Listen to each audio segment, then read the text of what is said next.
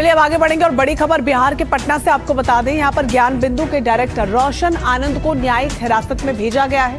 देर रात पुलिस ने कोर्ट में पेश किया था। खान ग्लोबल स्टडीज में हुई घटना के बाद ये बड़ी कार्रवाई की गई थी। प्रशासन ने उन्हें गिरफ्तार कर लिया था।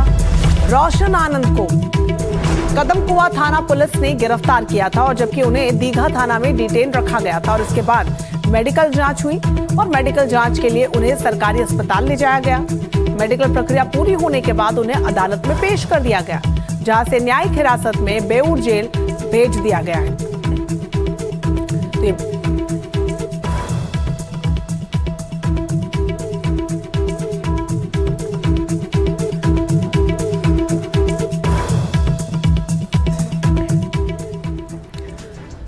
गैंग्स ऑफ कोचिंगपुर पटना का वो इलाका जो अपने कोचिंग सेंटर्स के लिए मशहूर है। वहां पर मंगलवार रात जमकर हंगामा हुआ। जाने माने कोचिंग टीचर खान सर के इंस्टीट्यूट पर हमला हो जाता है।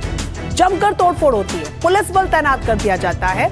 आरोप ये लग रहे हैं कि जो पड़ोस वाले कोचिंग सेंटर है उन्होंने ये करवाया।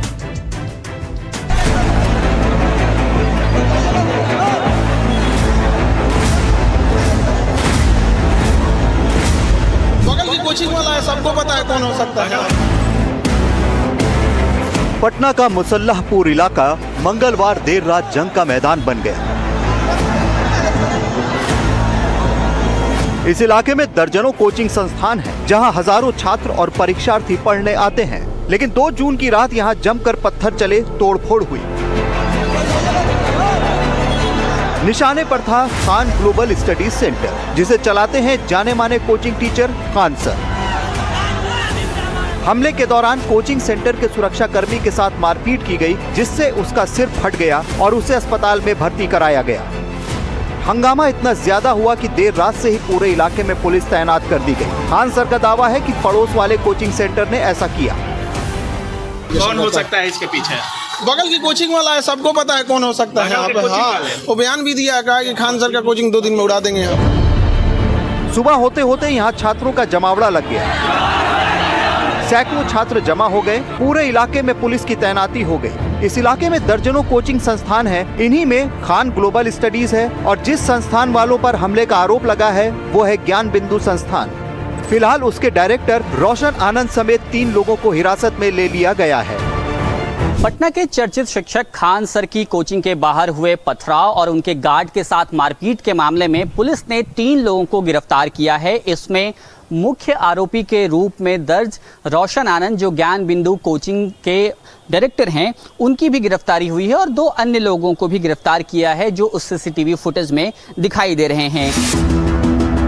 ये दोनों कोचिंग संस्थान आसपास हैं। कई छात्र ऐसे हैं जो दोनों जगह पढ़ते हैं, लेकिन ये कहा जा रहा है कि दोनों ही संस्थानों में अपनी अपनी उपलब्धि को लेकर तगड़ा कंपटीशन है। बताया जा रहा है कि ज्ञान बिंदु कोचिंग के बोर्ड के ऊपर खान सर का पोस्टर लगा दिया गया था।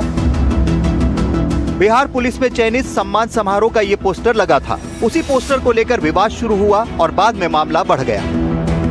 पिछले ही सप्ताह बिहार पुलिस भर्ती का परिणाम आया था। 19,838 पदों पर जो है वो 38 पदों के लिए वैकेंसी थी और उतने स्टूडेंट सेलेक्ट हुए थे। इसके बाद दोनों कोचिंग ने अलग अलग दावा किया। एक कोचिंग ने कहा, खान सर ने ये कहा कि उनके यहाँ से 12,000 विद्यार्थियों का सिलेक्शन हुआ है। वहीं पर दूसरी कोचिंग ज्ञान बिंदु ने ये कहा कि उनके यहाँ से 10,000 स्टूडेंट सेलेक्ट हुए थे। दोनों कोचिंग ने विद्यार्थियों का सम्मान समारोह आयोजित किया और उसके जरिए भी अपनी एक तरह से शक्ति प्रदर्शन और अपने विद्यार्थियों को ज़्यादा बेहतर बताने की कोशिश की। उसी के दौरान जो ज्ञान बिंदु कोचिंग सेंटर का बोर्ड आपको ठीक सामने दिखाई दे रहा है, वहां पर एक पोस्टर जो है वो खान सर की तरफ से लगाया गया था, जिसमें उन्होंने बताया था कि उनके 12,000 विद्यार्थी पुलिस भर्ती में चयनित हुए हैं। वह भी इस विवाद का एक ट्रिगर पॉइंट हो सकता है, ऐसा माना जा रहा है। हालांकि आधिकारिक रूप से किसी तरफ से ये बात नहीं कही गई है, लेकिन ये एक बात जरूर है। घटना की जांच के लिए मौके पर एफएसएल की टीम भी पहुंची। घटना के बाद फिलहाल कोचिंग संस्थान बंद है। छात्रों का कहना है कि ये सब नहीं होना चाहिए। दोनों ही जगह पढ़ाई होती है। ज्यादातर छात्र गरीब परिवारों से हैं। कम फीस में अच्छी शिक्षा के लिए वो इन कोचिंग सेंटर के सहारे हैं। सुरक्षा कर्मी सब है, जांच कर रहा है, उस पर पता चलेगा, लेकिन जो ही घटिया काम किया है उस पर कड़ी से कड़ी सजा होना। खान सर को लेकर चिंतित हैं क्या आप?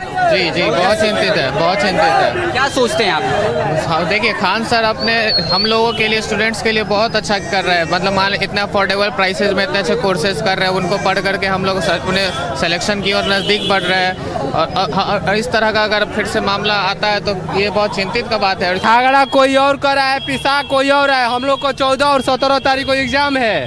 झगड़ा मध्य निषेध का झगड़ा कोई और कर रहा है, पिसा रहे हैं हम लोग स्टूडेंट लोग। सुबह में क्लास चलता था, क्लास हम लोग का बंद हो गया है सुबह में। अब बताइए कहाँ हम लोग जाएं? सही बात बोल रहे हैं भाई, बताइए कहाँ जाए हम लोग? एक दूसरे के लिए बोलेबाजी बंद करे। दोनों टीचर हो या कोई टीचर, एक दूसरे पे बोलेबाजी बंद करे। कोई टीचर खराब नहीं होता है, कोई अच्छा नहीं होता है, सब अपने जगह पर अच्छा है। ये अपने में गहमा-गहमी करके इसमें लड़कों को दिक्कत हो रहा है। खान सर के कोचिंग इंस्टीट्यूट पर हुए हमले के बाद बिहार सरकार भी एक्शन में आ गई है। शिक्षा विभाग ने कोचिंग नीति बनाए जाने की घोषणा कर दी है। अगले 3 महीने के भीतर कोचिंग नीति तैयार कर ली जाएगी और इसी नीति के तहत बिहार के सभी कोचिंग संस्थान संचालित होंगे। सभी कोचिंग संस्थानों के लिए एक मॉडल कोड ऑफ कंडक्ट यानी आचार संहिता तैयार की जाएगी। नीति का उल्लंघन करने वालों के खिलाफ कठोर कार्रवाई की जाएगी। अच्छी से अच्छी शिक्षा देना, संस्थान कैसे बेहतरीन तरीके से पढ़ाए, इसके लिए स्वस्थ प्रतिस्पर्धा होना कोई बुरी बात नहीं। लेकिन एक दूसरे की सफलता पर एक दूसरे से दुश्मनी पाल लेना, तोड़फोड़ करना, किसी गैंग की तरह हरकतें करना, ये हैरान करने वाली बात है। पटना में रमन राय के साथ सोमू आनंद, एनडीटीवी इंडिया। पुलिस लगातार इस पूरे मामले में कार्रवाई कर रही है। सरकार भी अब एक्शन मोड में है, कोचिंग नीति बन रही है। सोमू आनंद हमारे साथ जुड़ गए ज्यादा जानकारी के साथ। सोमू, क्या तस्वीरें आज देखने को मिल रही है? जो कोचिंग सेंटर्स पूरी तरीके से शट डाउन कर दिए गए थे, क्या वो खोले जा रहे हैं? क्योंकि अभी रिपोर्ट में हमने सुना बच्चों के एग्जाम्स भी हैं, परेशान है वो। देखिए, उस पूरे कैंपस में कई सारे कोचिंग इंस्टीट्यूट्स हैं। कुछ कोचिंग इंस्टीट्यूट्स में क्लासेस वापस से शुरू हुई हैं, लेकिन कई संस्थान अभी भी बंद हैं, क्योंकि जो विवाद हुआ उसके बाद से चीजें सामान्य होने में वक्त लग रहा है। ज्ञान बिंदु कोचिंग सेंटर में जो स्टूडेंट्स पढ़ने आते थे, उनको आज भी वापस लौटना पड़ा है कई सारे सेंटर्स से। तो जाहिर तौर पे उनकी परीक्षाएं जो है आने वाले दिनों में होनी है, उससे पहले उनकी ये पढ़ाई जो है वह प्रभावित हो रही है। पुलिस ने क्योंकि 3 लोगों को गिरफ्तार किया था, उन तीनों को न्यायिक हिरासत में भी भेज दिया गया है, बेऊर जेल भेजा गया है। लेकिन अब भी खान सर और उसके प्रबंधन से जुड़े जो लोग हैं वो कह रहे हैं कि तमाम लोग जो सीसीटीवी फुटेज में दिखाई दे रहे हैं उन सबकी गिरफ्तारी होनी चाहिए।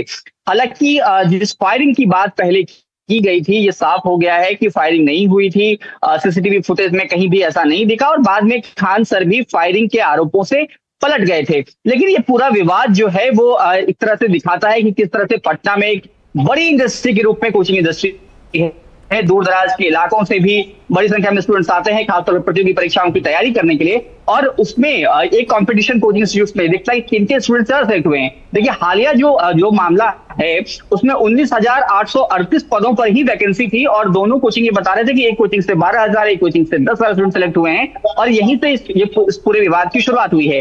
हालांकि अब बिहार में भी कोचिंग एक्ट जो है वो लागू होने वाला है।